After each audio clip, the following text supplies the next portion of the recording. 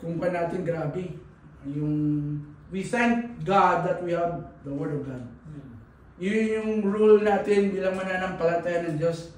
At saka, siyempre, tandaan din natin minsan, meron din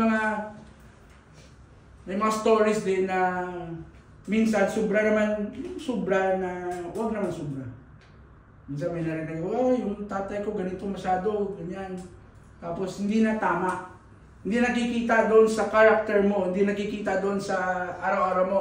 Lagi mong dinodos por dos yung mga anak mo, pero ikaw mismo. Sabi mo, hindi mahulugan ng karayong. Diba? Dapat balance. Diba? Saka mas maganda na maging, ngayon, ang always na trait is barkada, yung pati mga anak. You need to understand them. Dahil tayo ang magulang, tayo ang mas malawak. Ganon din natin Panginoong Hesus. Akalain mo yan?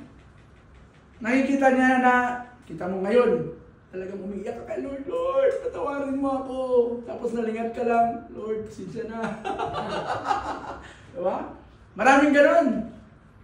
Kanina, tawa ko kanina sa nakikinig ko live sa GS. Yung topic niya is about temptation. Diba? Grabe. Ngayon sa mundo, kaliwat kanan. Pero pag may salita tayo ng Diyos, hallelujah. Itong mga bagay na ito, minsan, kawawa si Taning dahil si Taning lagi ang, kumbaga, siya yung may kasalanan. Pero minsan tayo, meron din tayong lapses sa buhay natin. So, we need to meditate the Word of God. Second is that, the call to meditate on God's Word, meditate on it day and night. Amen? Kung hindi nyo pa nagagawa, please.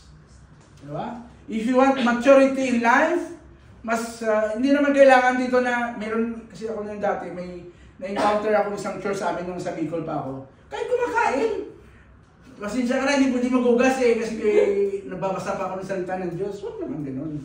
Diba? You have your own time. Your quiet time. Diba? May iba naman na dapat daw kailangan 8 hours. Hindi ka na makapagtrabaho noon. Diba? Hindi naman ganun ng meditate the Word of God day and night.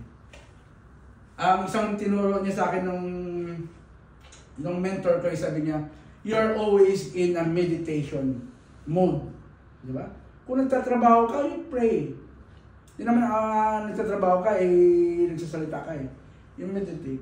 You pray from your mind and from your heart. Diba? Maraming instances din yung pakitang tao na, boss, pasensya ka na, nagbabasa ako ng salita ng Diyos . Diba? Meron ako niyan dati na talagang literal. Tapos ang tawag nila sa sarili nila, Lord. Diba? Grabe.